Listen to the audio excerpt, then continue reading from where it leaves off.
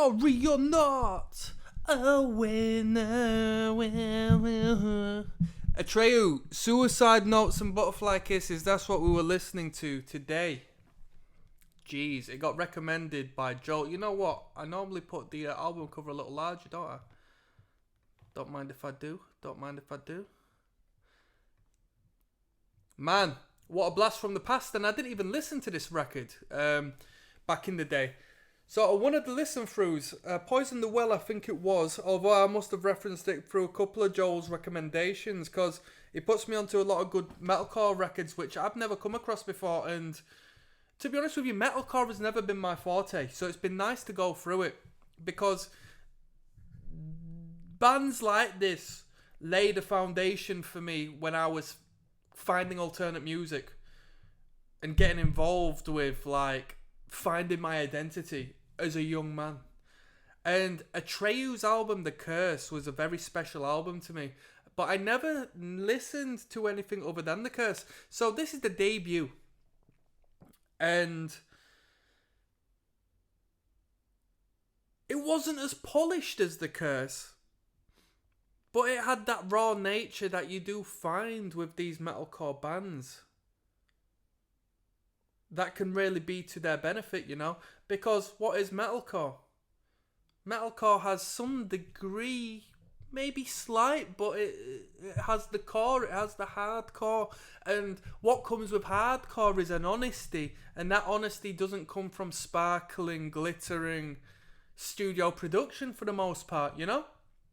That's part of the aesthetic. It's part of the art form. And this band at this point has definitely showcased their ability. They got a couple of music videos on this, 10 tracks. It's pretty polished as far as 2002 debut is concerned, you know. Definitely got put out by some label, but I don't know who. Supposedly Victory put some track or two out on a compilation. Victory Records, you know, they put out some epic acts, did Victory.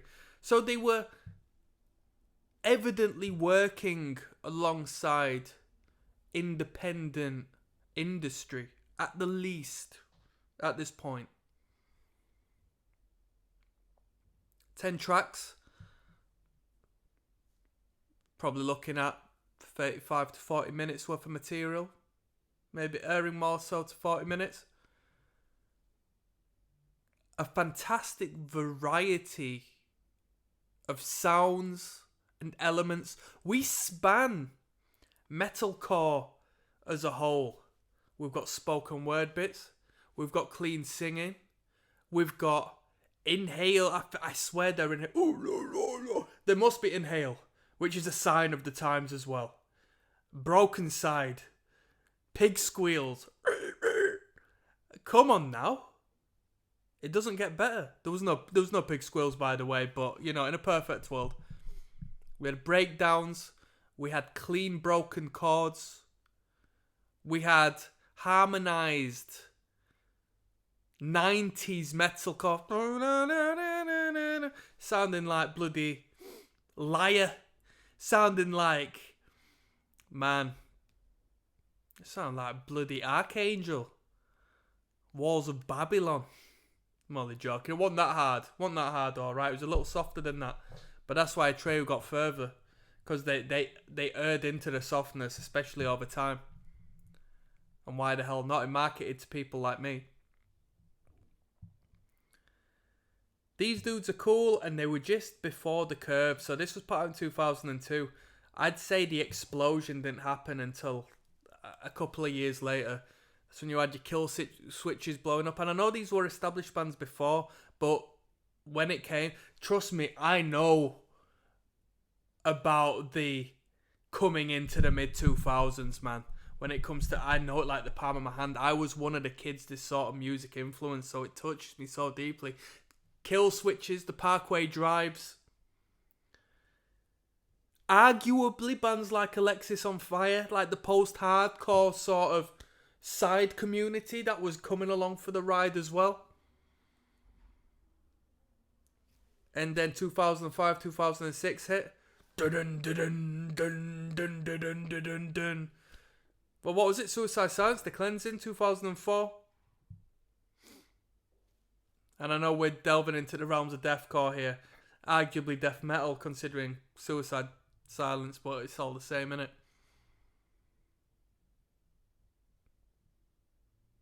If I was to rate this record out of 10, I'm going to be very, very, very selfish. Sometimes I'll say these records deserve high, but because it's my own personal taste, I'm going to have to unfortunately stray from the crowd. And in saying that, I'm going to say I don't know if this record deserves as much as I'm going to give it, but I'll give it a 7. And I'll say they progressed. This band definitely progressed from here. So their future was more bright. They got more points from me as the discography goes on. I'll give it a 7. It's not my style, but there's a hell of a lot of nostalgia to this sound. And I love that. I adore that. So to me personally, there are ideas in this record which I really enjoy. And I like the clean guitars, and I like the noodling on the guitar, the way they do it. The harsh vocals I could do without, but I could have done without that on The Curse. I was never a big fan. I don't know if these dudes tuned as low as they did on The Curse on this, because The Curse like drop C, I think. This didn't sound like drop C to me. Maybe D standard at a stretch. But it might as well have been standard. And on that note, we're going to continue on forwards, and we're going to check out the Wikipedia page and see historically if there's anything cool we can comment on. I'll see you there. Yes,